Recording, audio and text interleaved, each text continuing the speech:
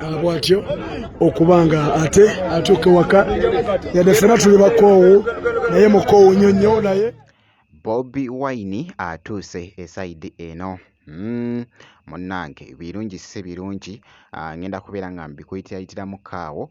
Actually avuddeyo ku wali bannange ku sayidi y'emu King Saha abadde munnange ate wali Bukomero.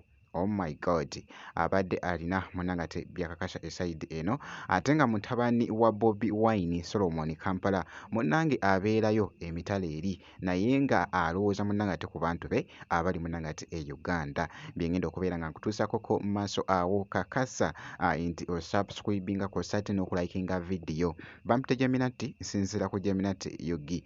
Kakati nno munnange kansuke nkutegeeze nti kansuko munnange ate nkutegeeze nti omukulu munnange ate Bobi Wine abaddeko ku wali Nakaseke abaddeyokko naye nno actually ku mulundi guno tasazeewo okugamba nti nno nti oba asuzeeyo eyo akomyewo munnange ewaka nga boogezako okulaba embeera bwetyo bwebadde munnange ate mu katambi nga avuddeyo actually okutwaliza wamu newankubadde nti nno abadde mukoowukowumukko nga bw'owulira munnange mu katambi kano naye nga wali asoose n'abayimbiramu ko munnange akayimba wali boda boda awo oluyimba lw'omugezi munnange ate eri Wamala. Jjukira nti nno aba boda boda bakola kyamaanyi nnyo munnange, baba bamuwerekera kuko wali mu campaign esayidi eyo. Bibadde bitya mu katambi kansoke nkakuwe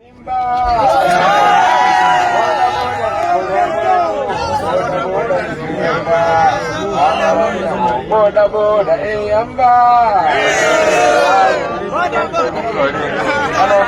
mwe bali eddala mukama abakuumi gavuddeyo.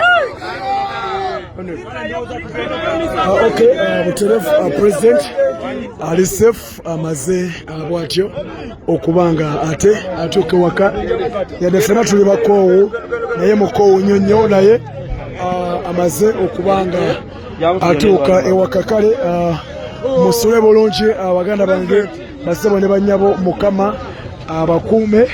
Tujja kuba tukwatagana olunaku olw'enkya Nakasongola tuli bakoowu bulungi naye amaze okubanga atuuka ali safe ne ttiimu yonna naffe tuli safe baganda bange basebo ne bannyabo. Ku sayidi y'emu nga nkongeddeyo wabula bannange King Saha taggwayo. Sebo abadde wali munnange ate Bukomero naye nga ali munnange ate mu kutambuza ekigambo wali nga akubira munnange ate omukulu Bobi Wine campaign esayidi eyo. Engeri munnange gy'abadde agoyingamuko crazy mu umbrella wali nga boogezako okulaba mu katambi ako.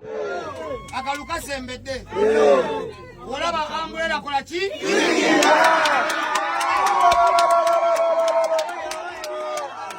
Omukulu ayimiriddeko e Bukomero. tetuliko bumeeza, tetugenda kuwagira wa sowaani, tetugenda kuwagira wa ssaawa, tetugenda kuwagira wa sigiri, tetugenda kuwagira wa bakazi. Omukulu ayimiriddeko e Bukomero. Njogeredde mu ambulera mumpulidde.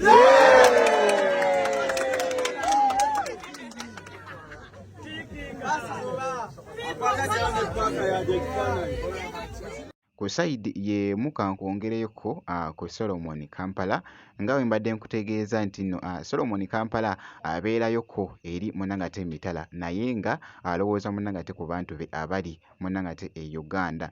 Abaddekokko n'ekitabo kyali mu kulagira munnange ate abagoberezi be ng'ekitabo ekyo munnange ate kisobola okubazimba esayidi eky'omugenzi wali ayogedde wali omugenzi munnange ate Kazoola nga bwogeza ku munnange ate okulaba mu katambi awo. Alright guys, sorry I look a little bit shabby, but here's the link to go and download the book Betrayed by My Leader by the late retired Major John Kazora. And I think we should all read this book and just get our minds right, especially with an election coming up. We should all know the state of this country, and we should all understand what's going on. So I think that we should all read this book. The link that I'm sharing right now is going to expire in 1 week, but after 1 week, I'm going to be working on a YouTube video where I explain some crucial parts of the book. I'm going to write down some notes and explain some crucial parts of the book. So meanwhile, let's all read the book. Link is here. I'm going to keep the link in my bio.